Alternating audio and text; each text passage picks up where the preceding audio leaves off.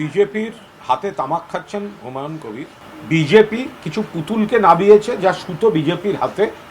একদিকে কিছু উগ্র হিন্দু আর একদিকে কিছু উগ্র মুসলিম কথাবার্তা, এই করে কিছু ভোটারকে বিভ্রান্ত করতে চাইছে এবং রাজনৈতিক ফায়দাটা বিজেপির নেওয়ার জন্য।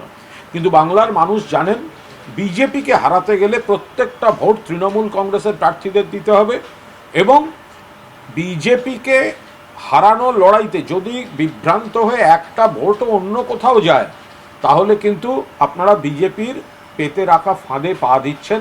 এইসব লোকজনকে নামানো হয়েছে বিজেপির পুতুল হিসাবে।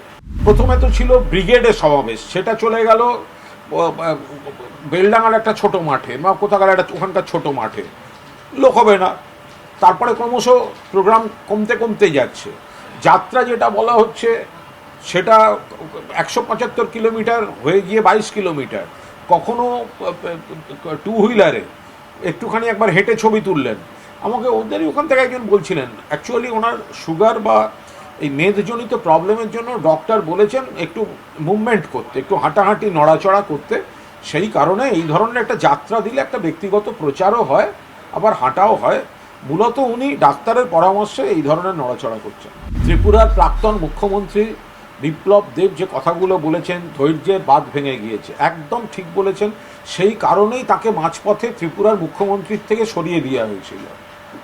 তো ওনার অপদার্থতা নিয়ে যে ধৈর্যের বাঁধ ভেঙেছে এটা তো পরিষ্কার ছিল।